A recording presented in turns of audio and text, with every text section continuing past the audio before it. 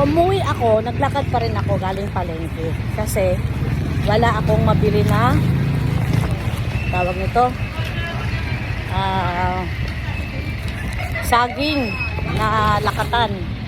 Ngayon, may bagong luto ang bakery na daanan ko. Bumili ako ng star bread. Ayan o. Laki no. Ano to eh?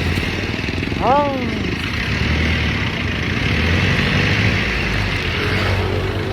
$12 yata isa nito. Ayan. Ang laki oh.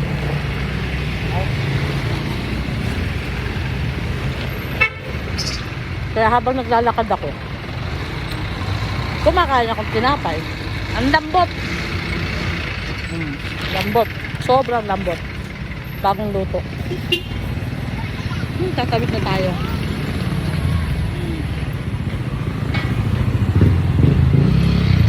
Naghanap ako ng basura para matapon ko tong papel na.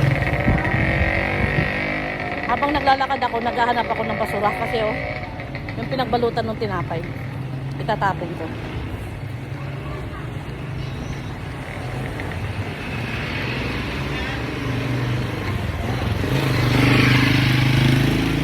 Nakadalawang araw na papuntang palengke, wala pa rin latundan na saging.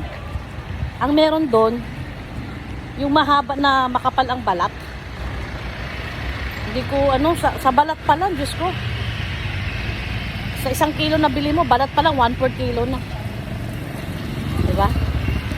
Tabi po. Ayan, tinapon ko na yung plastic. So ngayon, nahirapan akong sumubo. Kasi nasa gilid tayo ng kalsada. Tapos bibili sana akong latunda na saging. Ang mahal naman. Grabe.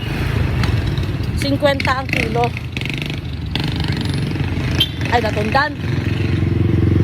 Tawag to saba na saging.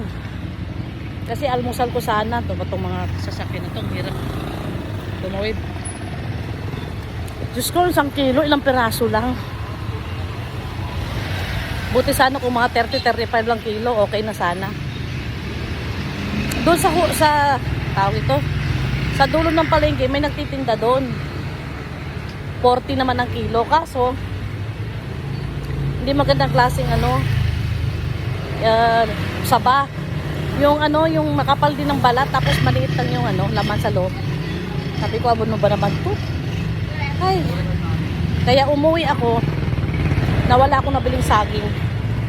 So bukas uli. Baka next week na siguro talaga. Next week na talaga na kumbaga mag-regular na mag-regular ng paninda sa palengke. Hanggang ngayon wala pa rin magandang paninda sa palengke. At saka ang dami pa rin hindi nagtinda. Sobrang dami pa rin mga suki ko. Umikot-ikot ako. Kaya sabi ko makauwi nga lang.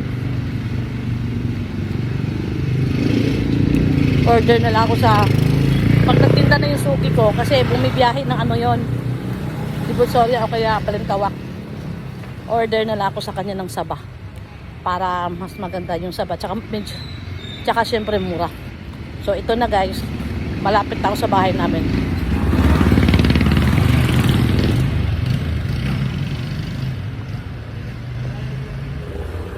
Yan.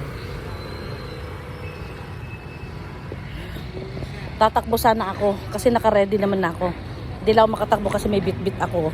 May sipit-sipit akong tawag ito. Bumili ako ng peanut butter kasi paborito to ng mga apo ko. Kaya bumili ako. So, see you later guys pag nasa Araneta na ako. Bye!